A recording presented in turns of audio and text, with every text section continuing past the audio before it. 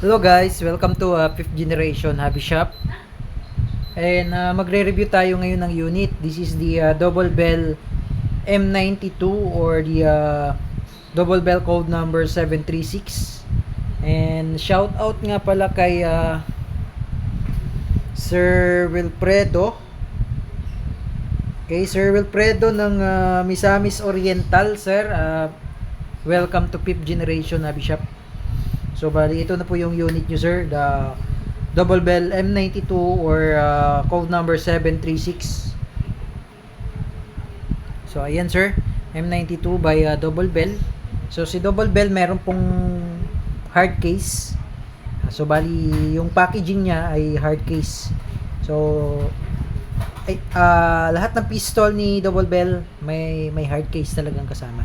So bali yun yung pinaka packaging niya. Sa WE kasi box, sa double bell hard case. Okay, so buksan na natin. Ayan, brand new M92 736 by double bell.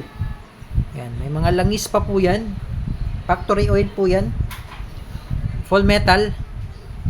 Metal yung slide, metal yung frame, metal yung grip. Then, yan, yung markings.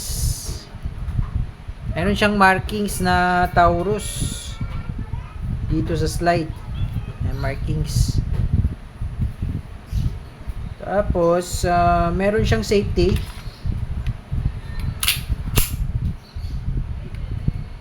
Yan yung safety.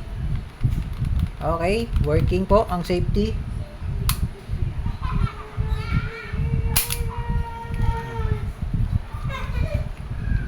May thread na rin po yung kanyang barrel.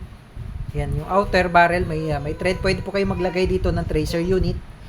Tapos accessories naman, Picatinny rail, pwede kayo maglagay dito ng flashlight. Yan.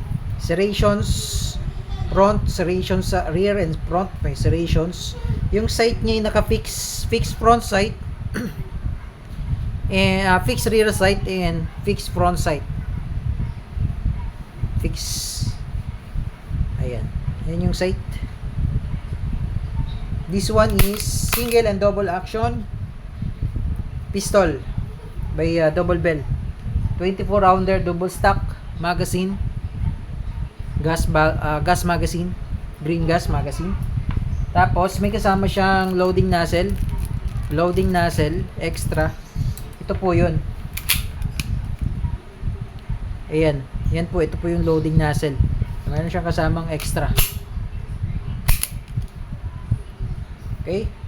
And then cleaning rod kasama na po. Tsaka may kasama na rin po siyang pop dyno gas saka airsoft BBs.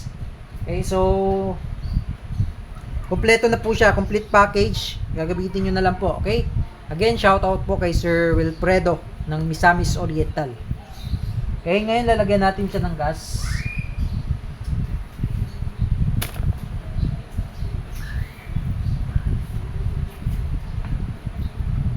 Lagyan natin ng gas. 3 segundo po.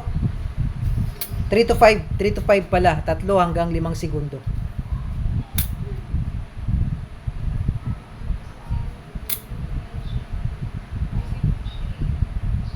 Okay. So wala po yan singaw.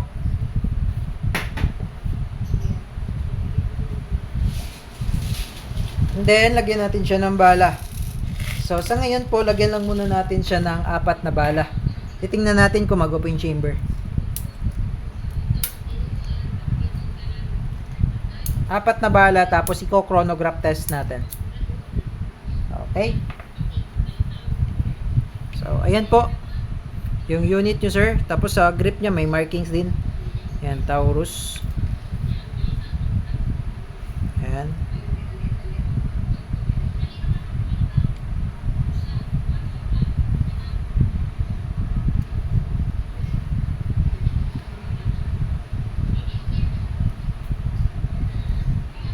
Full metal po siya. Okay, double bell brand. So ngayon iti-test natin yung chronograph, yung EPS. Tingnan natin kung ilang EPS po itong M92 double bell M92 code number 736 M92 by Double Bell. Okay, yun, hard case. Okay, chronograph testing tayo. Tingnan natin kung ilang EPS po ito. Again, this is the M92 by Double Bell brand. Paul metal. Okay. Testing. Firing. 357.1. 357.1. Okay, apat na testing. Wow. Tumaas 373.2.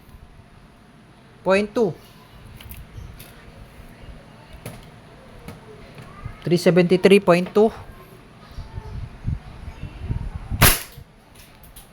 360.1. And last one, 362.1. Okay, and then open chamber. So nag-open chamber na po dahil wala na po siyang bala. No, 4 na bala lang po yung lagay natin. Yan, open chamber na po siya. Okay, open chamber. Release nyo lang yung magazine. Tapos, hatakin nyo lang tong slide. Hatakin nyo yung slide. Yan. Kasi pag hinatak nyo naman yung slide, pag hinatak nyo tong slide, yung slide stop, bababa yan dahil may spring yan. Yan. Pa-hammer down. Okay. Now, lagyan natin ulit ng bibis para shooting test tayo.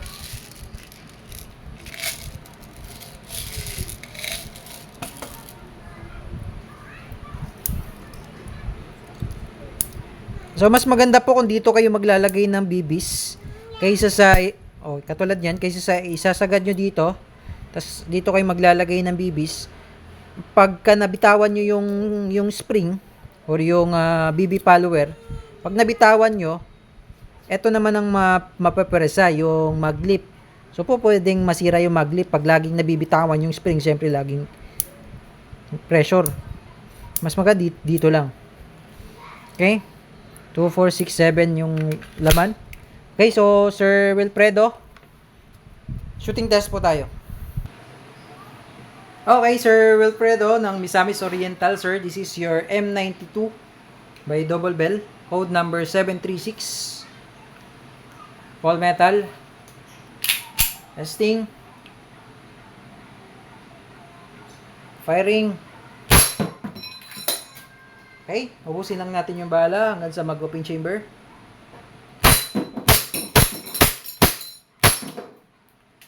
Okay, open chamber. Release the magazine. Pull back the slide. Hammer down. Okay, Sir Wilfredo, okay na po ang inyong unit. Kung may question regarding sa inyong unit, message lang sa aming Facebook page, 5th Generation Hobby Shop, or mag-message dun sa aming or tumawag sa aming contact numbers. Okay, thank you sir and have a nice day.